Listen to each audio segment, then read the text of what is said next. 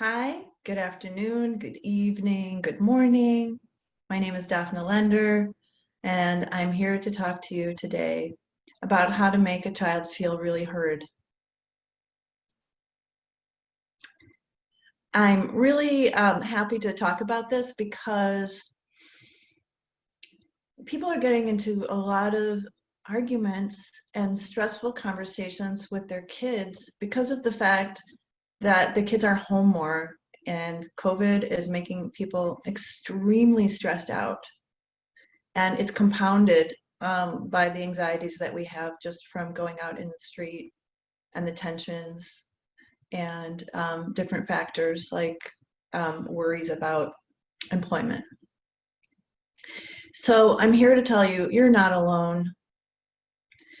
And I have a kind of almost a simple secret that I want to tell you about, which is that you don't actually have to find a solution or solve your child's problems when they come up to you and have a complaint, or when they have a demand, or when they have some sort of they're petitioning you for something that they're unhappy about.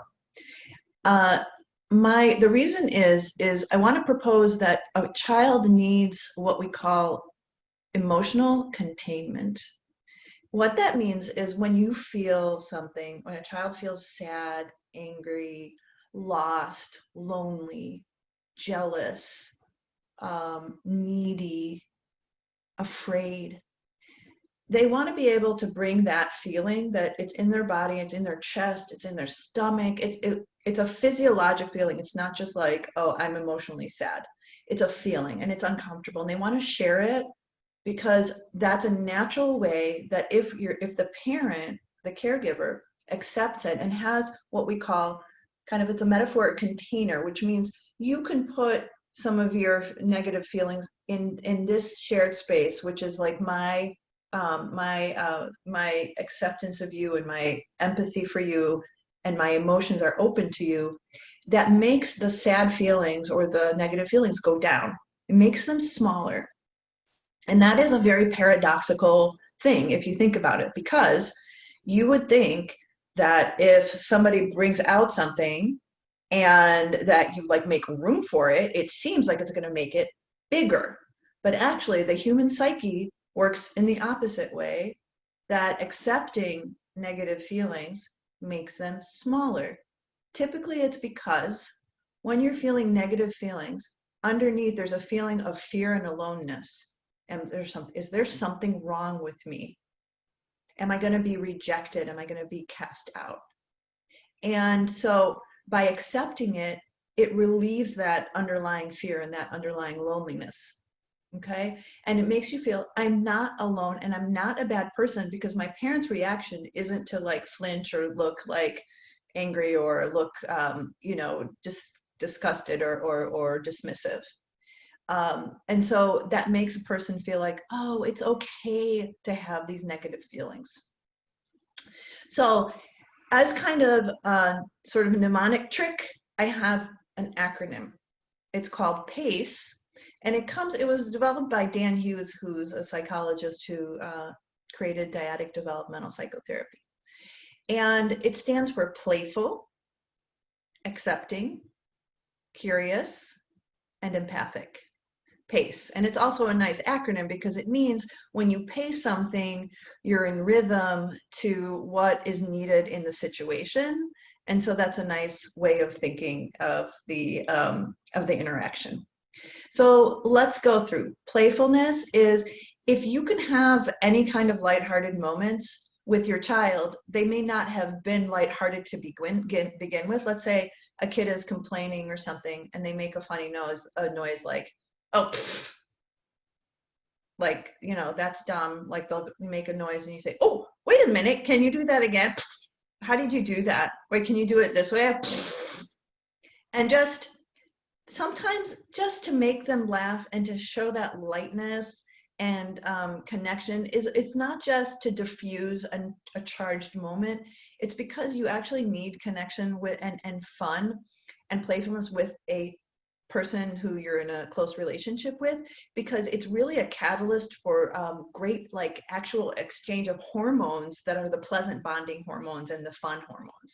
So, you know, I'm not saying you can make every situation playful, but if a kid says something to you like, "Oh, you're so old," you know, rather than taking a, "Hey, that's not nice" kind of tone, you could be like, "Oh, I'm old and witch, and I'm going to get older and older in my hair, and I'm going to go out in the streets and be a, you know, and gather all your friends around," you know, something.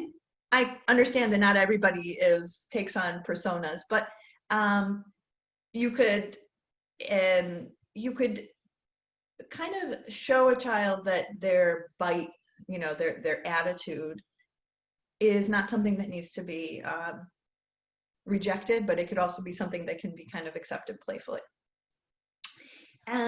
So there's the next letter is in the acronym is acceptance. And this is a really big one. So kids will often say things that are very charged to their parents, like, "I hate you. You always give my brother more treats or more attention," and it can be really hurtful. Or they'll say something like, "Nobody wanted to play with me on the playground, and I was all alone." And a parent has really strong feelings when their child has negative feelings. You can feel it come up in your body. If you pay attention, you can just feel that. Oftentimes you have this impulse to reassure or deny or cajole them and just talk them out of it. And it's really oftentimes because we feel uncomfortable. We want to save them from that feeling, or we may even feel like the same thing or have felt the same thing, and we want to sort of rescue them, or we feel it's going to cause us a lot of problems that are going to get bigger and bigger.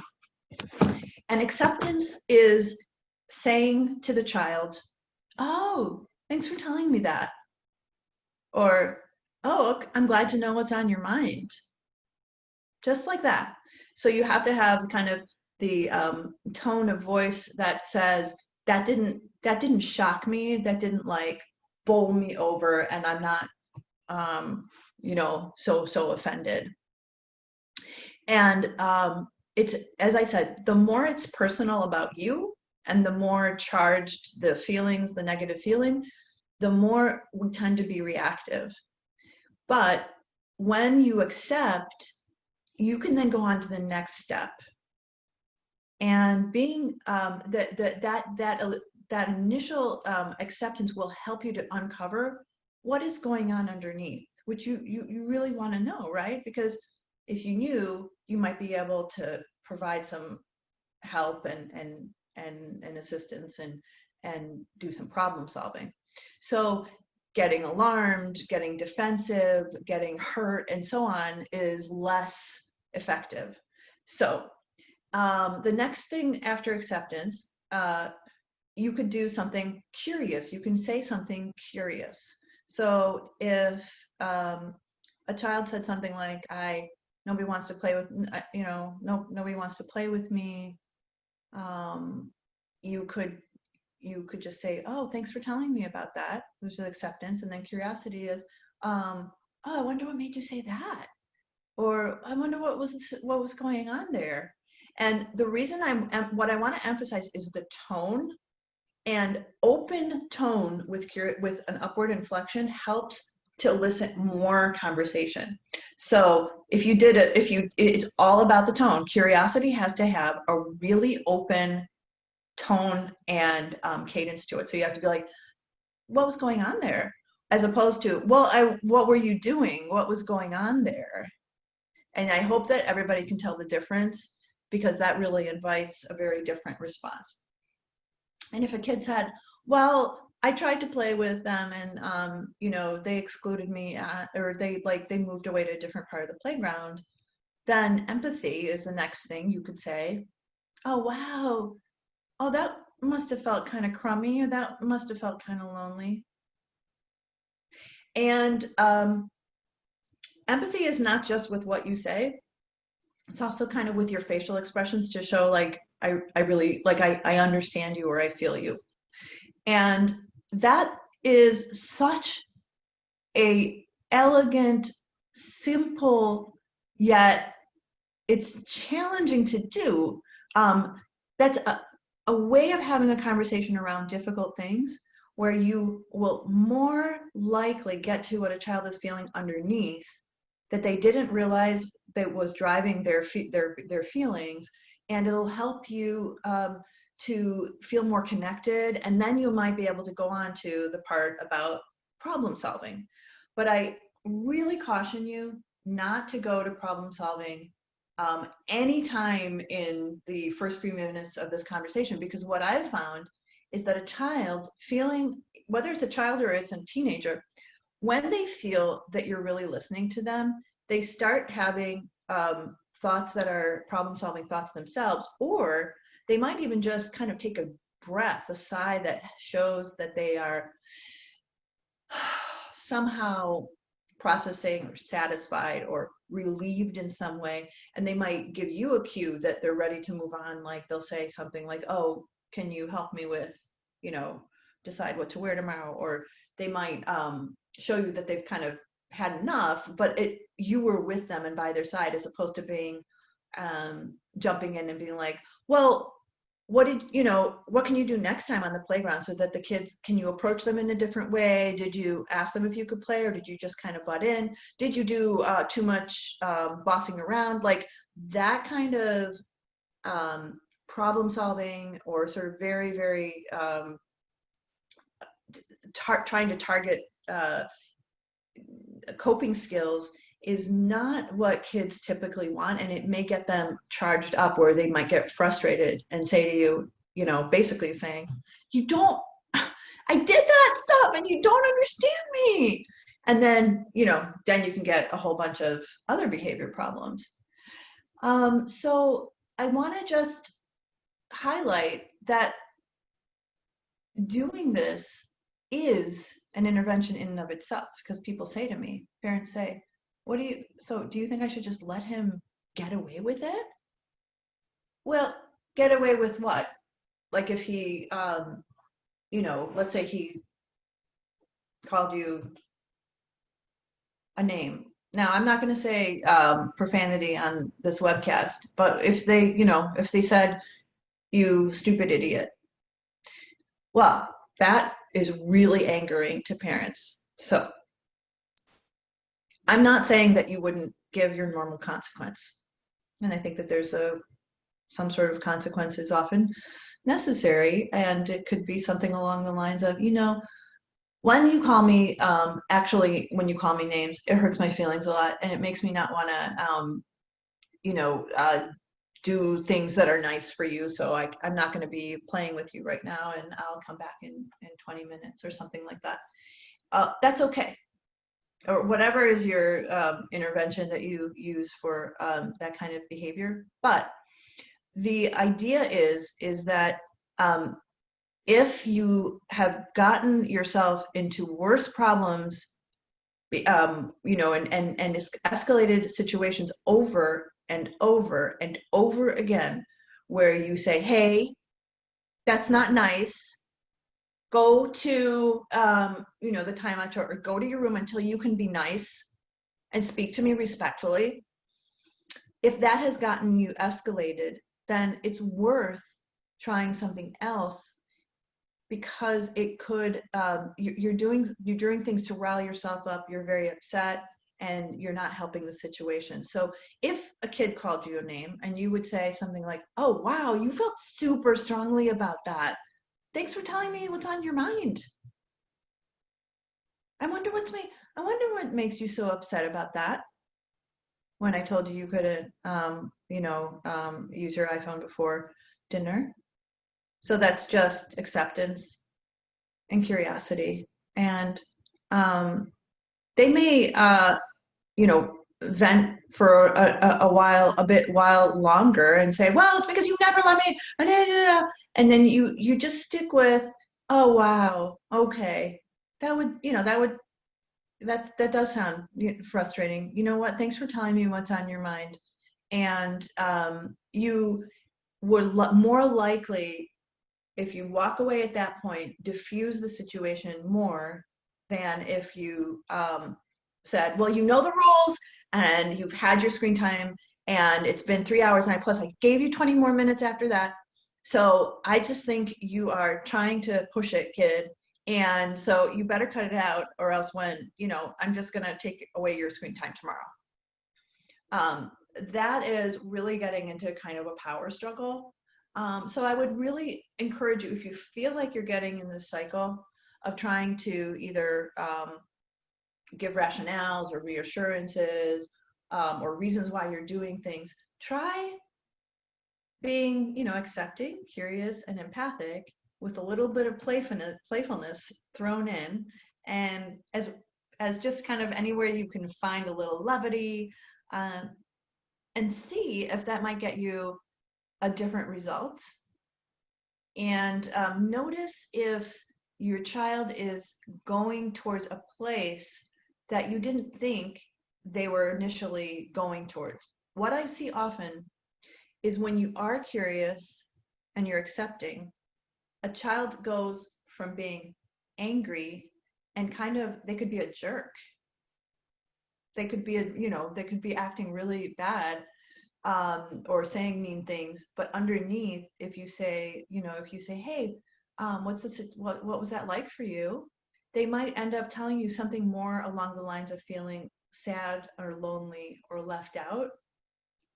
So they're showing you vulnerability, and that is actually a real attachment value. That is a value to you if you can accept their vulnerability and not try to change it, not try to correct it, not try to turn it into a teaching moment. Because the teaching moment has already happened, which is that there's somebody who can stay with me and accept me and not think that I'm ugly on the inside for the experience of having these feelings. Okay. So just kind of like a final example. If your 14-year-old, maybe you tell your 14-year-old to do their homework and check in on them. Did you do your homework? Do you have homework? And all weekend they say, yeah, actually I have, I have it covered, guys. Mom, Dad, don't worry about it. And then you find that at 10 at night, he's still working on his homework. And then you come in and, say, oh my God, you're still working on your homework? I've been asking you all weekend. And he says, why are you guys always on my case? And then the tendency is to say, well, because we have been talking to you about this all weekend. And so in that situation, we're not getting to the underlying theme of what's going on or what could be more helpful. So if you notice that he's still working on his homework at 10 at night, you would say, oh, you're still working on your homework.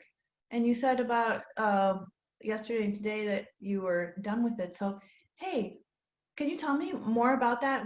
What's going on? How did that happen?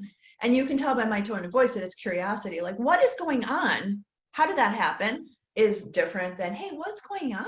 How did that happen? And he'll say, well, it's because, there was too many things. And I was also like, I was going to do it, blah, blah, blah. And they're like, oh, wow. Okay. So you had a lot of things going on in your mind, and you just, didn't have, the time to focus on it. I got it. Okay. Thanks for telling me that. That would be kind of hard. What would help how would it help for, for your dad and me to talk to you about that? And then he might be able to think about it and give you some solutions. So that's a different way to approach it. And my suggestion is it might sound like, wow, that's pretty far-fetched and hokey at 10 at night. Well, I'm offering it to you as you could just try it out as a kind of an experiment. If it works better for you, and if you get relief, like you get to where you want to get sooner and with less stress, then it's a win-win. And then you can learn from that and you can apply it in other circumstances. It'll help the relationship to feel more connected and to have better mutual understanding. Okay, friends, thank you so much for joining me, and I will see you next week.